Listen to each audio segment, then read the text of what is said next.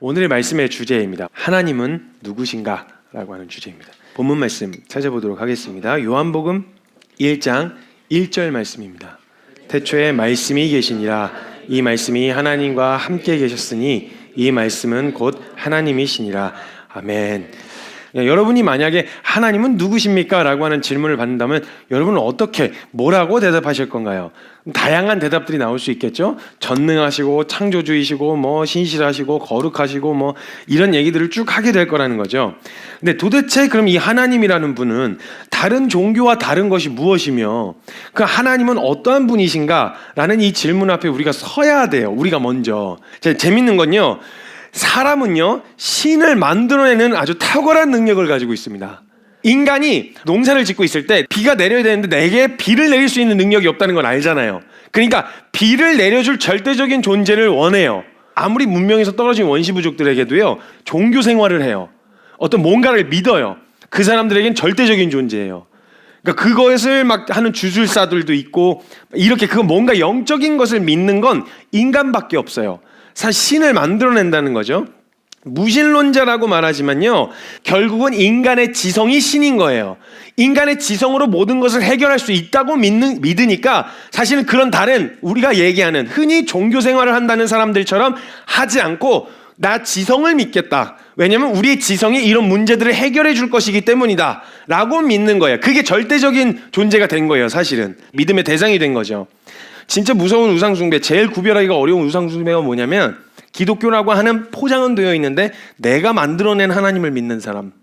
이게 정말 성경에서 그렇게 하시겠다고 약속하신 적이 없는데 자기 혼자 그런 하나님은 이런 신 분일 거라고 굳게 믿고 그렇게 믿다가 희한한 건 혼자 실망해요. 아니 난 그렇게 해주겠다고 한 적이 없다니까. 아니 하나님은 이렇게 해줘야 되는 거 아니냐고. 다른 신들은 왜 다 그렇게 해주는데 왜 하나님 안 해주냐고. 해달라고. 그래갖고 자기 혼자 실망하고 하나님 없다 이거야. 하나님은 어디 살아 계시냐고. 나 이런 상황이었는데 이렇게 안 도와주셨다고. 내가 너한테 그런 약속을 한 적이 없다니까. 내가 그런 거 해주겠다고 한 적이 없다니까. 그러니까 제일 무서운 게 교회 안에서도 내가 만들어낸 하나님을 믿는 이 믿음이 정말 위험해요. 이게 진짜 무서운 이단이에요. 제대로 믿어야 할 하나님을 우리가 어떻게 할 수 있냐는 거예요. 하나님 누구십니까? 라고 물을 때 이렇게 난잡하고 혼잡한 상황 가운데서 온갖 다 인간들이 자신이 원하는 신들을 만들어내고 하나님을 만들어내는 이런 상황에서 어떻게 분별을 해갖고 올바르게 하나님은 누구신지를 알며 그 믿어야 될 하나님을 정확하게 믿을 수 있겠냐는 거예요. 이것이 우리에게 가장 어려운 일인 걸 주님도 알고 계셨어요. 우리 스스로서 하나님을 찾아서 믿을 수 있지 않다는 걸 알고 계셨죠. 그래서 우리가 믿어야 할 오직 한 분 하나님을 명확하게 우리에게 드러내 주시려고 헷갈리지도 않고 분명하고 정확하게 저와 여러분에게 나타내 보여주시려고 드러내신 것이 있어요. 그건 다른 게 아니고요, 자신을 우리에게 나타내 보여주시기 위해서 보내신 분을 보면 알아요. 예를 들면 옛날에는 청나라 황제보다 사신을 우리나라에 보냈어요. 그렇죠? 근데 그 청나라 황제가 직접 오지 않고 사신을 보낼 때는 이 사신을 통해서 청나라의 황제와 그 부와 그 엄청난 영광, 이게 어떠한 것인지를 그 사신을 통해서 이렇게 드러냈단 말이죠. 그러니까 나를 대신하여 보내서 직접 가까이 나아올 수도, 직접 볼 수도, 들을 수도 없는 우리에게 자신을 나타내 보여주시기 위해서 보내주신 자를 보면 하나님을 알 수 있다는 거예요. 그 통로로 하나님을 알아야 돼요. 그것을 거치지 않고 하나님을 알 수 있는 방법은 없어요. 그래서 예수님이 나로 말미암지 않고는 아버지께로 나아갈 자가 없다. 알 수도 없다. 제대로 믿을 수도 없다. 나를 통해야만 한다. 그래서 하나님이 보내신 분을 제대로 믿어야, 하나님이 보내신 분을 제대로 알아야, 그래야 하나님을 제대로 믿을 수가 있어요. 무엇이 다른지를 알 수 있게 되어진다는 거예요. 그래서 요한복음 1장 1절에 보면요, 태초에 말씀이 계셨고 이 말씀이 하나님과 함께 계셨으니 말씀은 곧 하나님이시다, 이렇게 얘기해요. 우리가 그걸 어떻게 할 수 있냐고요. 그래서 하나님이 우리에게 나타내 보여주시려고 하신 일이 뭐냐, 14절에 보면 이렇게 적혀 있습니다. 말씀이 육신이 되어 오신 거예요. 그 말씀 자체이신 하나님을 저와 여러분에게 나타내 보여주시려고 자신의 하나밖에 없는 아들을, 그 자체, 말씀 자체를 육신으로 눈에 보이고 드러나고 우리가 이해할 수 있는 언어로 설명하실 수 있는 분으로 육체를 입고 이 땅에 오셔서 말씀이 육신이 되어 우리 가운데 거하심에 우리가 누구의 영광을 보니? 하나님의, 그의 영광을 보니 아버지의 독생자의 영광이요 은혜와 진리가 충만하더라 볼 수 있게 되어진다는 거예요. 그러니까 우리가 하나님이 누구신지를 정확하게 알고 하나님은 누구신가에 대한 질문에 대한 답을 얻으려면 누구를 봐야 되느냐? 하나님에 관한 정보나 연구보다 하나님이 자신을 나타내 보이시기 위하여 우리에게 보내주신 자를 알면 우리가 알 수 있다는 거예요. 그분이 바로 예수님이시라는 거예요. 이것이 또 문제가 되는 게 뭐냐면요, 죄다 이놈이고 저놈이고 잡놈이고 다 지가 하나님이 보낸 자래요. 예수님이 오셔가지고 내가 하나님이 보내신 자야 라고 하면 사람들이 야 진짜? 그거 한 20년 전에 먼저 왔었는데 어떤 애가 하나님 보내신 자라고? 그러면 걔가 진짜야 네가 진짜야? 이렇게 헷갈릴 걸 주님도 아셨어요. 그래서 예수님을 보내시기 전에 이미 예언과 선지자들의 글과 역사적인 모든 내용들, 약속들과 이것들로 내가 보낼 자는 이런 조건들을 충족할 거야 라고 하는 예언과 약속들을 구약 성경에다 박아 놓으셨어요. 이걸 증거로 분별해라 이거예요. 구약이 이스라엘의 역사책이 아니에요. 그 전부 다 그 모든 성경이 어디를 향하고 있냐면 하나님이 자신을 우리에게 나타내 보여주시려고 보내시기로 결정하신 그분에 대한 이야기들, 거기에 집중이 돼 있어요. 거기로 모두 다 초점이 맞춰져 있어요. 그래서 일관되지 않은, 그냥 무슨 내용도 이해도 안 되고 뭐 흐름도 없고 재미도 없고 뭐 이런 무분별한 책이 아니에요. 성경이 요걸 핵심적으로 요걸 딱 놓고 보면 그때부터 성경이 다 꿰어지는 거예요. 구약 성경부터 신약까지. 그래서 로마서 1장 1절에서 6절에 보면요, 1절에 예수 그리스도의 종 바울은 사도로 부르심을 받아 하나님의 복음을 위하여 택정함을 받았다 이렇게 얘기해요. 일단 먼저 자기가 예수 그리스도의 종이라고 이야기해요. 하나님의 영광을 위해서 막 헌신해서 막 교회 때려잡고 이러던 사도 바울이 자기가 그토록 부인하던 예수 그리스도의 종이라고 표현합니다. 예수 그리스도의 종으로 부르심을 받은 사도 바울이 복음을 위하여 택정함을 위하는데, 이 복음은 하나님이 선지자들을 통하여 그의 아들에 관하여 성경에 이미 약속하신 거예요. 이미 해놓으셨던 것들이에요. 사도 바울이 율법, 즉 구약에 관련된 내용에 아주 정통한 사람이었어요. 그 내용에 대해서 그냥 아들 예수라고 하는 대상이 없이 꿰어지지 않은 채 성경을 봤을 때에는 그냥 거기에 온통 보이지 않던 것들이 예수 그리스도다, 예수님이다라고 하는 이것으로 구약을 읽어보니까 이게 다 꿰어지는 거예요. 그래서 이거구나. 그래서 예수 그리스도의 종이라고 얘기하면서 이 복음, 자신이 이야기하는 이 복음은 하나님이 선지자들을 통해서 그 아들에 관하여 성경에 미리 약속한 거라 얘기해요. 그의 아들에 관하여 말하면 육신으로는 다윗의 혈통에서 나셨고 성결의 영으로는 죽은 자들 가운데서 부활하사 능력으로 하나님의 아들로 선포되셨으니 곧 우리 주 예수 그리스도시니라. 그로 말미암아 우리가 은혜와 사도의 직분을 받아 그의 이름을 위하여 모든 이방인 중에서 믿어 순종하게 하나니 너희도 그들 중에서 예수 그리스도의 것으로 부르심을 받은 자니라 이렇게 적혀 있어요. 하나님의 종이라고 스스로 이야기하지 않고 그가 보내신 이의 종이라고 이야기해요. 보내신 이를 믿는 자를 믿는 것으로서 정확하게 하나님을 알 수 있고 믿을 수 있다는 거예요. 그래서 예수님께서 계속 하셨던 말씀이 뭐냐면, 너희가 믿는 분이 보내신, 내가 너희가 지금 믿는다고 말하는 그 하나님이 보내신 자야. 내가 그분의 메시지를 가지고, 내가 그분이 할 뜻과 그분이 하실 일을 가지고 내가 하러 왔다니까. 그분이 보내신 자야. 나를 봐야 제대로 하나님을 알 수 있어. 그래서 내가 그분으로 맡은 자격이 있는 선지자의 모든 예언과 약속을 다 성취하고 충족시켰어.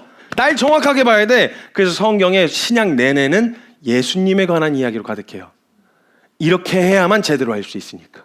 그래서 예수님이 계속 얘기하시는 걸 보세요. 예수님이 하신 말씀이에요. 마태복음 10장 40절에 너희를 영접하는 자는 나를 영접하는 것이요 나를 영접하는 자는 나를 보내신 이를 영접하는 것이다. 자, 요한복음 12장 45절 나를 보는 자는 나를 보내신 자를 보는 것이다. 예수님이 하신 말씀이에요. 자, 그 다음에 12장 44절에 예수께서 외쳐 이르시되 나를 믿는 자는 나를 믿는 것이 아니요 날 보내신 이를 믿는 것이다.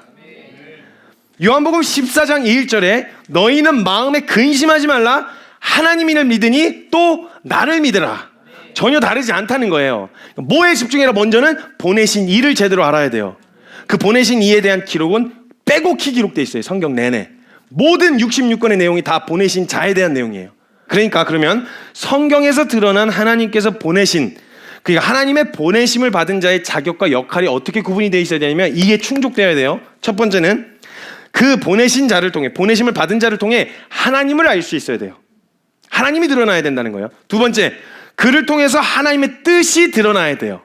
하나님이 어떤 뜻을 가지고 계신지가 드러나야 돼요. 세 번째, 보내신 이의 뜻대로 믿는 모든 이에게, 어느 상황에 처해 있든 어느 형편에 처해 있든 보내신 이의 뜻대로 믿는 모든 이에게 복음이 될 수 있는 절대적인 복음이 되어 주셔야 돼요. 똑같은 내용인데 그 하나님이 가난한 사람에게 가면 그 사람에게도 복음이 되고, 부유한 사람에게 가면 그 사람에게도 복음이 되고, 자격이 있냐 없냐 이런 거 상관없어. 문화가 어떻냐 이런 거 상관없어. 홀딱 벗고 있냐, 차려입는 문화냐 상관없어. 얼굴이 까맣냐 하얗냐 상관없어. 믿는 모든 자에게 구원을 베푸시는 하나님의 능력이다 라고 이야기하시는 거예요. 모든 사람에게 해당되는 거예요. 모든 이에게, 믿는 모든 자에게. 이게 복음이 되어야 되고, 네 번째, 당시의 시대의 문제나 당면한 상황을 해결하거나 그 시대를 살아가는 자들에게만 해당되는 것이 아니라 오고 오는 모든 세대에게도, 변하지 않는, 그때도 복음이었는데 오고 오는 그 미래에 오는 모든 세대에게 똑같이 복음이 되는, 어떤 세대에서도 변질될 수 없는 진리여야 한다는 거예요.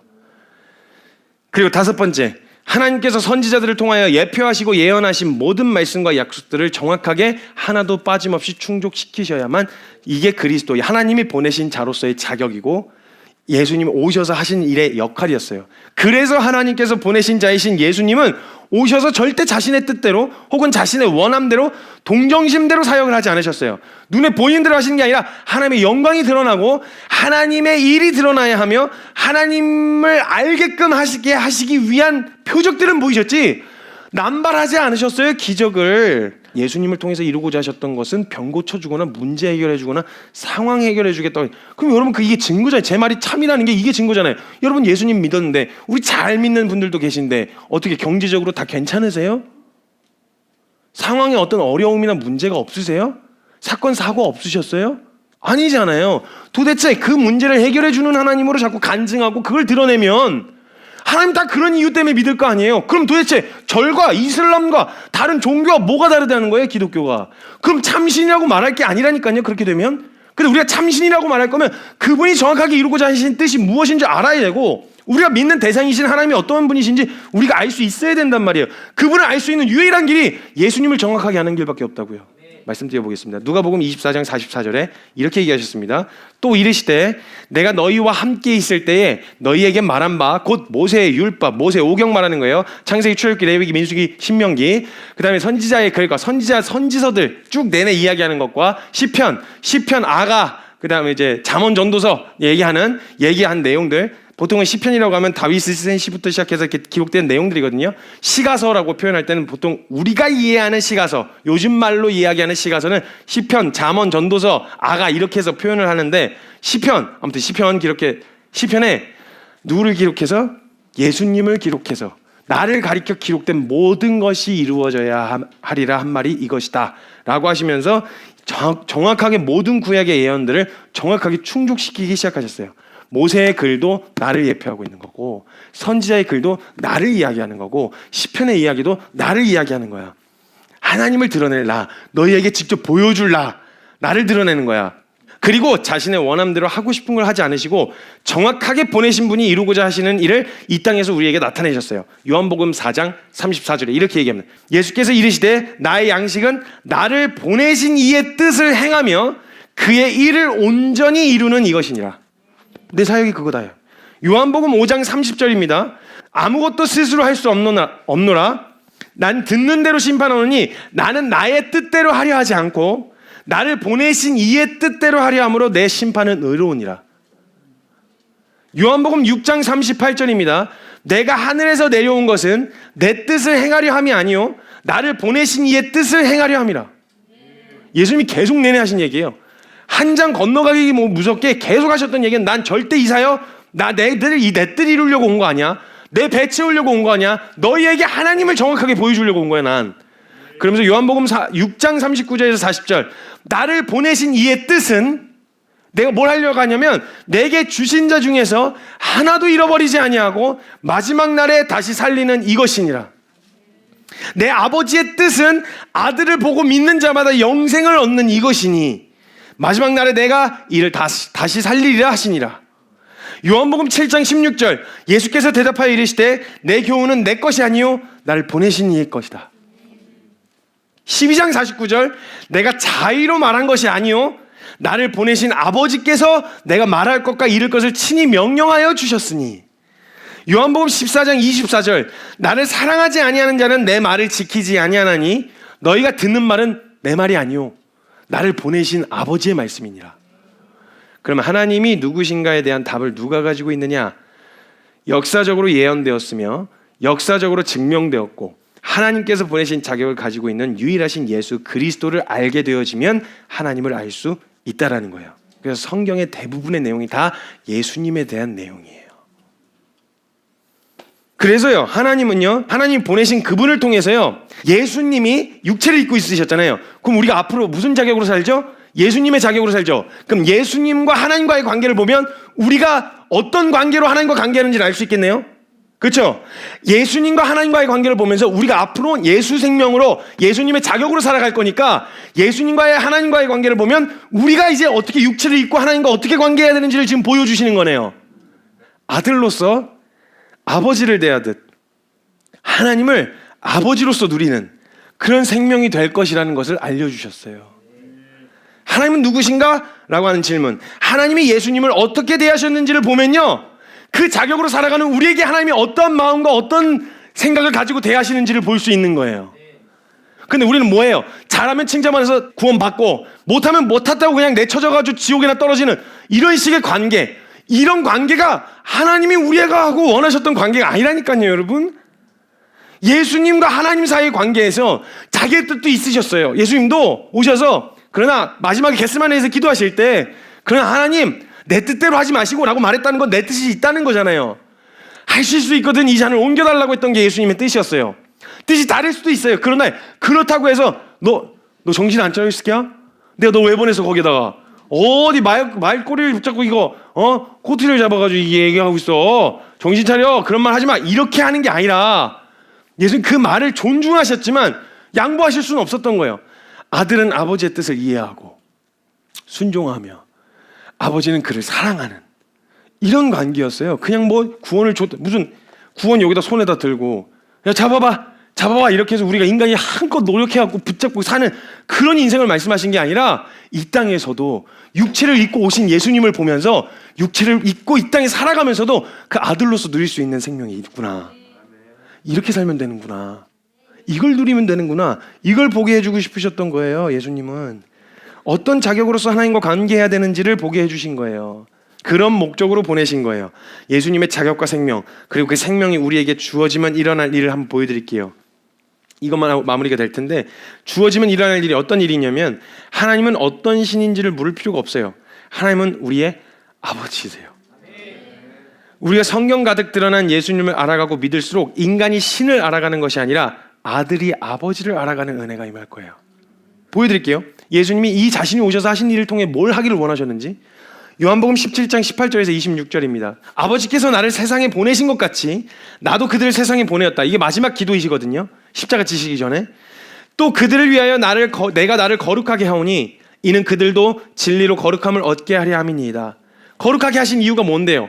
내가 비옵는 것은 이 사람들만이 위함이 아니요 또 그들의 말로 말미암아 나를 믿는 사람들도 위함이니 아버지여 아버지께서 내 안에 내가 아버지 안에 있는 것 같이 그들도 다 하나가 되어 우리 안에 있게 하사 세상으로 아버지께서 나를 보내신 것을 믿게 하옵소서.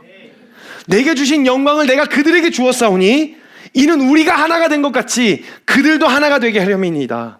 곧 내가 그들 안에 있고 아버지께서 내 안에 계시어 그들로 온전함을 이루어 하나가 되게 하려 함은 아버지께서 나를 보내신 것과 또 나를 사랑하신 같이. 뭘 드러내셨냐면 하나님과 예수님의 관계를 통해서 우리가 어떤 걸 누리게 될지를 보여주시는 거예요.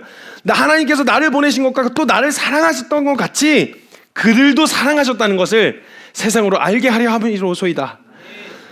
아버지여 내게 주신 자도 나 있는 곳에 나와 함께 있어 아버지께서 창세전부터 나를 사랑하심으로 내게 주신 나의 영광을 그들로 보게 하시기를 원하옵나이다.